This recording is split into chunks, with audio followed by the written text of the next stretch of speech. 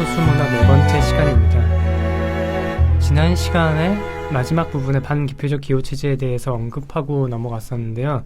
이번에는 이 반기표적 기호체제에 대해서 조금 자세히 다뤄보려고 합니다. 비트겐슈타인의 용어를 빌려 말하자면 새로운 언어 게임을 창안하는 것, 그것은 하나의 스타일을 만드는 것입니다. 그래서 반기표적 기호체제는 암호를 만듭니다. 암호는 기존의 방식으로는 의미화되지 않기에 의미화에 저항하는 다른 방식입니다. 주류의 방식에서 벗어나는 말하기이기에 들레즈 가타리는 이런 말하기에 대해 언어를 더듬대고 있다고 말합니다. 그러나 이 더듬거리는 것으로만 보였던 언어가 살아남아 지배적 언어로 하여금 스스로에게 묻게 만드는 것, 이것이 들레즈 가타리가 말하는 언어를 더듬대게 하기의 의미입니다. 그래서 저자들은 더듬거리기는 쉽지만 언어활동 그 자체가 더듬대게 하는 것은 이와 전혀 다른 일로서 모든 언어학적 요소를 변이시키는 것이고 비언어학적 요소나 표현의 변이들, 내용의 변이들조차 바꾸는 것이라고 이야기합니다. 이것은 새로운 잉여성의 형식이라고 말을 덧붙이기도 합니다. 그러나 암호는 그것을 공유할 대상이 없다는 점에서 현재 존재하는 대상을 위한 것이 아니고 공명하여 예속되는 주체와도 당장은 일어나지 않습니다. 새로운 언어 게임을 창안했으나 아직은 이를 소화할 대상이 없는 것입니다. 때문에 반기표들은 외적인 생활에서 종종 소극적이며 언제나 쇠퇴하고 있다고 볼 수 있습니다. 반기표적 체제의 또 다른 방식은 숫자를 사용해 기호체제를 구성한다는 것입니다. 여기에서의 숫자는 명목수로서의 가치의 크기와 무관합니다. 명목수는 운동선수들의 등 번호와 같은 것을 지칭합니다. 이 숫자는 그들의 가치를 측정하는 상수로서의 체제에 의존하지 않기 때문에 통상적인 의미에서의 기표가 아니라고 할 수 있습니다. 명목수에 대해 설명하며 들레즈 가타리는 유목민의 번호적 조직을 언급합니다. 유목민은 특정 영토에 귀속되지 않는다는 점에서 언제든지 탈영토화 될 수 있음을 시사하고 있습니다. 네 번째 파트 두 번째 부분에서는 소수문학에 대해서 말씀드리려고 합니다. 앞서 말씀드렸던 그 새로운 언어 게임, 암호화도 같던 그 기호들이 살아남아 나름의 스타일을 형성할 때, 주류가 아니라는 의미에서 소수적인 것들이 확장될 때 이는 소수문학의 형태로 나타나게 됩니다. 유대인이면서 체코에서 출생해 독일어로 글을 썼지만 독일에서는 이해하기 어려운 문체로 글을 썼던 카프카의 경우가 그렇습니다. 때문에 걸작은 일종의 외국어로 쓰인다고 말할 수 있습니다. 이 작품은 단지 말을 더듬대는 것뿐만 아니라 언어 활동을 더듬대게 하면서 더듬거리기이고 이것이 소수문학의 특징입니다. 체코 독일어로 쓰였기에 그의 언어는 독일어인 동시에 독일어가 아니었습니다. 암호에서 출발해 수신자를 갖지 않았던 도레알 민중에게 쓰인 그의 문학은 소수적인 것으로서 살아남아 기존의 것들에 의문을 갖게 합니다. 그래서 자신의 것과 다른 언어로 말할 때뿐만 아니라 자신의 언어 안에서 이방인이 되는 것, 사투리나 은어조차 없이 하나의 동일한 언어 안에서 이개국어나 수개국어를 쓸 수 있는 것, 순수한 인종 안에서 혼혈 내지 서출이 되는 것, 바로 이때 문체가 언어가 된다고 할 수 있습니다.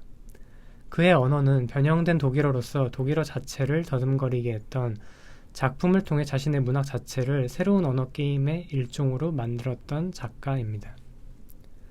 소수문학은 기존의 언어에 기대어 시작한다는 점에서 수목적 구조에서 출발하지만 거기에서 리좀을 발화시킨다고 할 수 있습니다.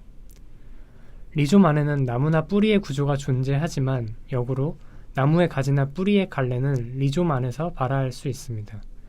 여기서 기호적 표시는 보편적인 것을 내포하는 분석이 아니라 다양성이나 강도의 집합을 구성하는 화용론에 의존합니다.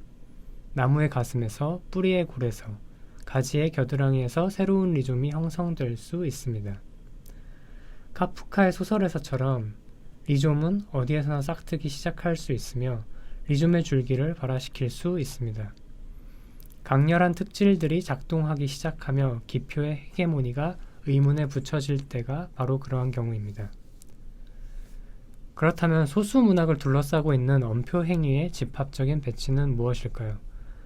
엄표행위의 집합적 배치는 한 기계를 둘러싸고 있는 주변 기계들의 배치를 말합니다. 저자들은 카프카, 소수적인 문학을 위하여에서 소수문학을 둘러싸고 있는 집합적인 배치를 집합적 언표행위라고 이야기합니다. 그들은 소수문학의 세 번째 특징으로 모든 것이 집합적인 가치를 언급하고 소수문학이 집합적 가치를 지닐 수 있는 것은 집합적 언표행위와 분리될 수 있는 이런저런 거장에 속하는 어떤 개인적 언표행위 같은 그런 조건이 주어지지 않기 때문이며 소수적인 문학에서는 각각의 작가가 말한 것이 이미 하나의 공동 행동이고 그가 말하거나 행한 것은 필연적으로 정치적이 된다고 이야기를 합니다. 때문에 그가 동의를 하든 그렇지 않든 정치적 자장이 모든 언표를 감염시키고 있다고 이야기합니다. 앞서서 집합적 언표행위는 거장에 속하는 개인적 언표행위와 대비됩니다.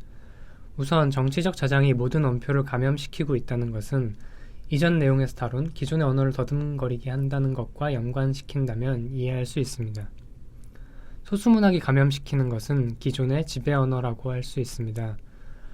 최근 방송통신위원회에서 예능 프로그램들에 대해 법정 제재 조치를 내렸는데요. 이들이 사용하는 자막에 인터넷 용어, 신조어 등을 무분별하게 사용했기 때문입니다. 방송 언어가 시청자들의 언어 생활에 미치는 영향력을 고려할 때 정제된 언어를 사용해야 한다는 것이 그들의 논리인데 이들은 주류 미디어라 할 수 있는 방송 프로그램의 언어가 대중들에게 영향을 끼치는 것이 아니라 거꾸로 비주류 언어에 의해 감염되고 있음을 보지 못하고 있는 것이라고 할 수 있습니다. 그러나 소수문학은 공명할 대상이 아직 없다는 점에서 곤경에 처하기도 합니다. 그러나 바로 이 이유로 인해 문학이 이런 집합적 내지 심지어 혁명적인 역할과 기능을 떠맡습니다. 그리고 이런 조건은 작가에게 다른 잠재적 공동체를 표현케 하며 다른 의식과 다른 감수성의 수단을 벼리게 합니다. 소수문학은 다른 잠재적 공동체의 집합적 언표 행위입니다. 이것이 문학기계가 도래할 혁명적 기계와 연결되는 이유이고 문학기계만이 다른 모든 곳에서 결여되어 있는 집합적 언표행위라는 조건을 충족시키도록 규정되어 있기에 문학이 민중의 문제가 되는 이유이기도 합니다. 집합적 언표행위라는 무리적인 어떤 것, 공동체의 언표행위는 특정 주체에 귀속되지 않으며 다성적이 됩니다. 언표는 그것의 원인인 언표행위의 주체로 소급되지도 그것의 결과인 언표 주체로 소급되지도 않습니다. 카프카의 작품 중 새앙지 요세피네는 개인적으로 노래 부르기를 포기하고 헤아릴 수 없이 많은 민중이라는 주인공의 집합적 언표 행위 안에 자리 잡는다고 할 수 있습니다. 따라서 소수문학은 아직 그 독자를 갖지 않는 도래할 민중을 위한 것입니다. 집합적 언표 행위의 배치가 외부로부터 주어지는 조건이 아닌 한에서 그리고 그것이 도래할 악마적 힘들로서만 혹은 구성될 혁명적 힘으로서 존재한다라고 들레즈와 가타리는 이야기합니다. 집합적 언표 행위의 비개인성은 이와 같은 소수적 조건에 있는 사람들이 갖는 잠재적 공동성으로 인해 나타납니다. 이제 특정 문학에 담긴 명령어는 집합적 언표 행위임이 보다 구체적으로 밝혀졌습니다.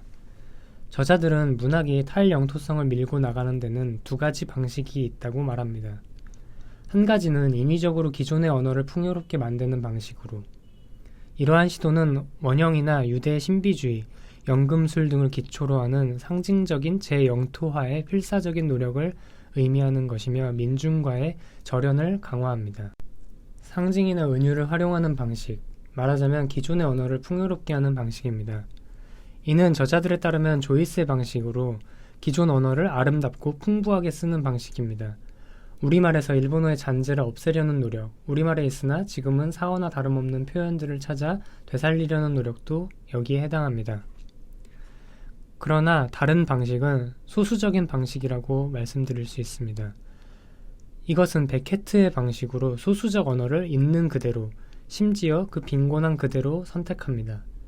그 간결함 속에서 진동하게 만들므로써 다수적 언어를 더듬대게 하는 것, 이것이 저자들이 언어의 순수하게 강도적인 용법이라고 말하는 바입니다.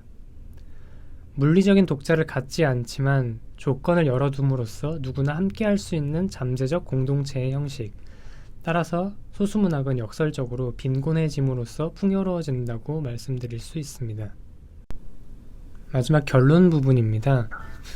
천회권 5번째 고원 끝 부분에 이르러 앞서 제시된 4가지 기호 체제들은 실질적인 기호계를 구성하는 발생적 성분이고, 이 기호계들이 서로 다른 것으로 변환될 수 있다는 점에서 변환적 성분에 대해 말한 뒤 다이어그램적 성분과 기계적 성분을 추가하게 됩니다. 다이어그램적 성분은 추상기계들로 일관성의 구도에 올라있는 것이고 절대적 탈영토화에 속한다고 할 수 있습니다. 문학이 만약 이런 추상기계에 이른다면 그것은 음악에 가깝거나 혹은 무엇이라 부르든 상관없는 것이 됩니다. 우리가 표현 형식을 갖는 기호체제의 한 형태로서 소수문학을 말한다면 이를 통해서 절대적 탈영토화에 이르지는 못할지라도 최대한 긍정적인 상대적 탈영토화의 구성에 대해서 말하려고 하는 시도입니다. 이것으로 명령어와 소수문학에 대한 내용을 마치겠습니다. 지금까지 들어주셔서 감사합니다.